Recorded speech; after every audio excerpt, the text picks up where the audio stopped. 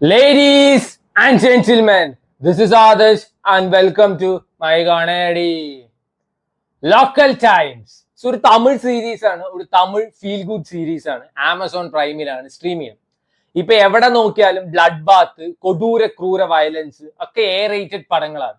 Family ആയിട്ട് ഇന്നത്തെ കാലത്ത് ഒരു സിനിമയോ സീരീസോ മര്യാദയ്ക്ക് ഇരുന്ന് കാണാൻ പറ്റില്ല. അപ്പൊ ഇതിന്നൊക്കെ ഒരു ബ്രേക്ക് എടുത്തിട്ട് ഒരു കൊച്ചു സീരീസ്, ഒരു കൊച്ചു ഫീൽ ഗുഡ് സീരീസോ സിനിമയോ ഫാമിലി ആയിട്ടൊക്കെ ഇരുന്ന് കാണണമെങ്കിൽ കണ്ടു നോക്കാവുന്ന ഒരു സീരീസ് ആണ് ലോക്കൽ ടൈംസ്. സോ എനിക്ക് പേഴ്സണലി വർക്കായ സാധനമാണ്. വൺ സാധനം അല്ലെങ്കിൽ ഇങ്ങനത്തെ ഒരു സീരീസ് ഇതുവരെ ഇറങ്ങിയിട്ടില്ല, അങ്ങനെയൊന്നും പറയില്ല. പഞ്ചായത്ത് പറഞ്ഞൊരു സീരീസ് ഉണ്ട്, ഭയങ്കര ഫാൻ ബേസ് ഉള്ള സീരീസ് ആണ്, ഫീൽ ഗുഡ് സാധനമാണ്.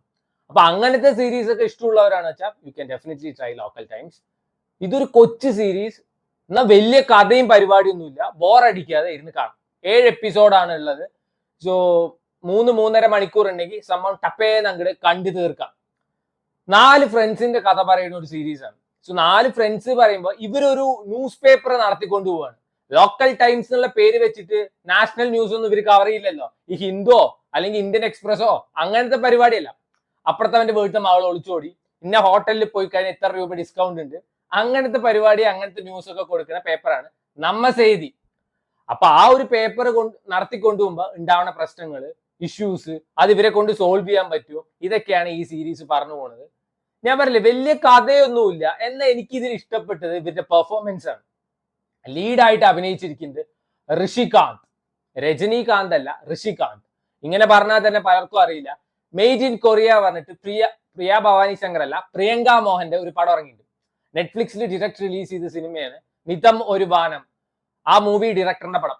അതില് പ്രിയങ്ക മോഹന്റെ ബോയ് ഫ്രണ്ട് ആയിട്ടൊരു ആക്ടർ ഉണ്ട്. ഞാൻ ആ സിനിമ കണ്ടപ്പോ തന്നെ പറഞ്ഞതാണ്, എനിക്ക് അതിൽ ഏറ്റവും ഇഷ്ടപ്പെട്ടത് ആളുടെ പെർഫോമൻസ് ആണ്. പ്രിയങ്ക മോഹന്റെ അല്ല, ഈ ഋഷികാന്തിന്റെ. ഇതിലും നൈസ് പെർഫോമൻസ് ആണ്. He's also part of couple friendly. ആ സിനിമയിലും ആളുണ്ട്. പിന്നെ കുറെ ക്യാരക്ടേഴ്സ് ഉണ്ട് ഇതിൽ അഭിനയിച്ച എല്ലാവരും നല്ല രസമായിട്ട് പെർഫോം ചെയ്തിട്ടുണ്ട്. അഴക് പറഞ്ഞ ക്യാരക്ടർ ചെയ്ത ആ ഒരു ആക്ടർ, വല്ലി, പിന്നെന്താണ് മറ്റേ റാണി പറഞ്ഞിട്ട് ഒരു ക്യാരക്ടർ ചെയ്ത ഒരു ആക്ടർ ഉണ്ട്. എല്ലാവരും രസമായിരുന്നു. ഇവരുടെ മാമനായിട്ട് ഒരാൾ വരുന്നുണ്ട്, ആ മുടിയനായിട്ടുള്ള ഒരു പയ്യൻ. നല്ല രസമുണ്ട്.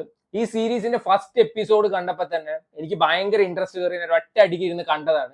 ഇപ്പൊ സീരീസ് ഒക്കെ കണ്ടു തീർക്കാൻ ഭയങ്കര ബുദ്ധിമുട്ടാ. എല്ലാം മറ്റേ ദുരന്തറിനെ പോലെ screenplay by Usain Bolt ഒന്നും അല്ല. പലതില് സ്ക്രീൻ പ്ലേ ബൈ ഒച്ചാണ്, ഉറക്കമാണ് ഇപ്പോഴത്തെ മെയിൻ പരിപാടി. പണ്ട് ഉറക്കം ഇല്ലാത്തതിന്റെ ഒരു പ്രശ്നമായിരുന്നു, എന്നാൽ ഇപ്പൊ ഉറക്കാൻ വേണ്ടിയിട്ട് ഇഷ്ടം പോലെ ഉറക്ക ഗുളികൾ വരുന്നുണ്ട്, സീരീസിന്റെ ഫോമിലും സിനിമയുടെ ഫോമിലും. സോ 4 ഫ്രണ്ട്സ് ആയതുകൊണ്ട് തന്നെ ഇവര് തമ്മിലുള്ള ബോണ്ടിങ് ഒക്കെ നല്ല രസമാണ്. ഫ്രണ്ട്ഷിപ്പിന്റെ വാല്യൂ എന്താണെന്ന് പറയുന്നുണ്ട്, ഫ്രണ്ട്ഷിപ്പിന്റെ ഇമ്പോർട്ടൻസ് പറയുന്നുണ്ട്. ആ സമയത്തുള്ള ഇമോഷണൽ സീൻസ് ഒക്കെ നൈസാണ്. ട്വിസ്റ്റും പരിപാടിയൊക്കെ ഉണ്ട്. ഈ ത്രില്ലർ അല്ല, ഇത് out and out feel good ആയിട്ട് തമാശയിൽ പൊതിഞ്ഞ ട്വിസ്റ്റുകളാണ്. അതുകൊണ്ട് നല്ല രസമാണ്. ഒരു വൃത്തികേടും ഇല്ലാത്ത ഒരു കൊച്ചു സീരീസ്, നല്ല സീരീസ്. സോ ഇതിൽ മറ്റേ അഴകും അതേപോലെ തന്നെ വല്ലിയും തമ്മിലുള്ള ഒരു റൊമാൻസ്, സട്ടിലായിട്ടുള്ള റൊമാൻസ് ആണ്. ഒലിപ്പിക്കലും വലിപ്പിക്കലും ഒന്നും അല്ല, ക്യൂട്ട്നെസ് വളമ്പലും അല്ല, സട്ടിലായിട്ടുള്ള സാധനം, നല്ല രസമാണ്.